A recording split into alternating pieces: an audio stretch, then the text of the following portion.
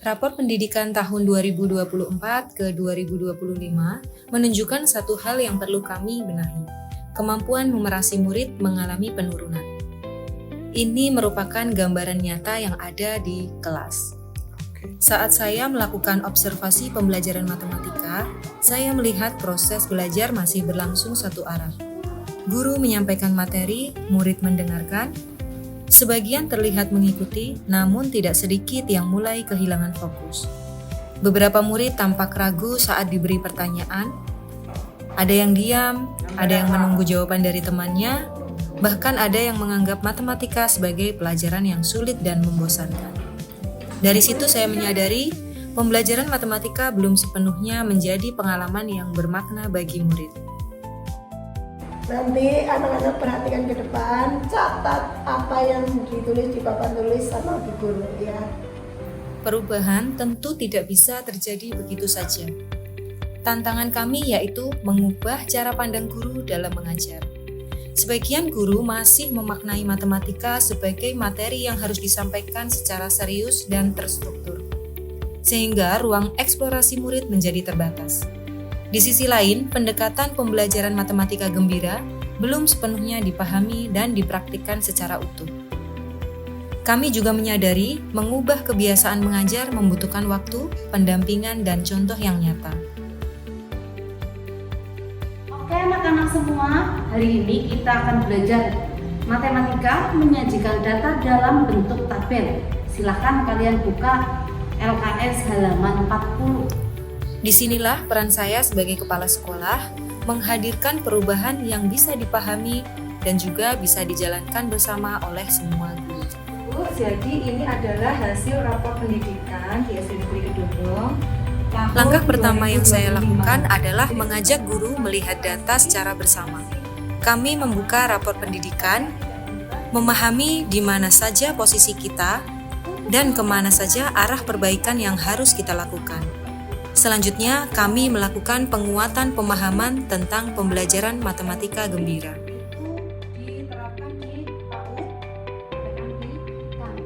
Kegiatan selanjutnya yaitu mengadakan workshop gembira. Guru saling berdiskusi dan terlibat dalam setiap tahap, mulai dari menggali pemahaman awal murid, mengeksplorasi, hingga merancang aktivitas yang bermakna. Senang, anak-anak lebih gembira seperti itu. Langkah selanjutnya, guru mengimplementasikan pembelajaran matematika gembira. Di dalam kelas, murid mulai diajak untuk menggali pemahaman melalui aktivitas nyata. Mereka berdiskusi, mencoba, dan menyampaikan ide.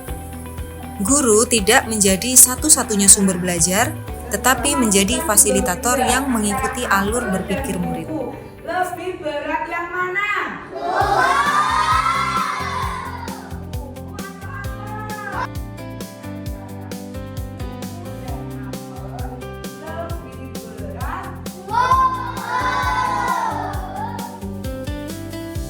Metik buah markisa, coba sekarang kalian langsung ditimbang. Coba ambil plastiknya. Antara dua markisa dengan kotak pensil. Ketika guru mulai menerapkan pembelajaran matematika gembira, perubahan mulai terjadi. Suasana kelas menjadi lebih hidup, murid menjadi aktif dan terlibat dalam proses pembelajaran. Mereka lebih berani bertanya, mencoba, dan menyampaikan pendapat. Pemahaman konsep juga mulai berkembang, karena murid mengalami sendiri proses belajarnya. Dengan apa kalian tadi mengukur berat badannya? Tadi kalian bisa praktekkan di rumah, praktek dengan ayahmu, dengan ibumu, dipraktekkan benda-benda yang ada di rumah. Kalau kalian ingin mengetahui berat benda tersebut, semangat!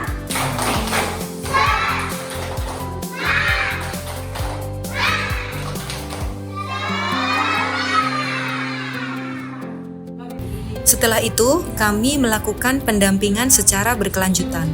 Saya bersama guru mendiskusikan praktik yang sudah dilakukan. Kami juga membangun komunitas belajar guru, di mana setiap guru dapat berbagi pengalaman, tantangan, dan praktik baik yang telah dilakukan. Dan harapan kami, semua guru mulai mengimplementasikan pembelajaran matematika gembira di kelas masing-masing. Pelajaran seperti itu bisa tidak kalau saya lakukan di luar kelas. Di sisi lain, guru mulai menunjukkan perubahan dalam praktik mengajar. Pembelajaran menjadi lebih variatif, interaktif, dan berpusat pada murid. Proses berpikir murid juga menjadi lebih menyenangkan.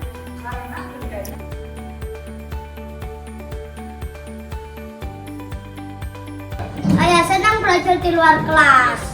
Aku tadi menimbang kelapa, seru sekali. Hari ini kita sudah melaksanakan pembelajaran di luar kelas. Intinya anak-anak lebih semangat, lebih antusias sekali jika mereka diajak belajar di luar kelas dengan menggunakan benda-benda konkret yang ada di lingkungan sekolah kita. Dari proses ini, saya belajar bahwa perubahan membutuhkan komitmen, kolaborasi, dan pendampingan yang berkelanjutan. Kunci dari pembelajaran yang bermakna yaitu pada kemauan untuk terus belajar dan memperbaiki diri. Kedepan kami akan terus menguatkan praktik pembelajaran ini, memperluas ke seluruh kelas, dan memastikan setiap murid mendapatkan pengalaman belajar yang menyenangkan dan bermakna. Karena bagi kami, ketika matematika disajikan dengan cara yang tepat, murid bisa belajar berhitung dan juga belajar untuk berpikir.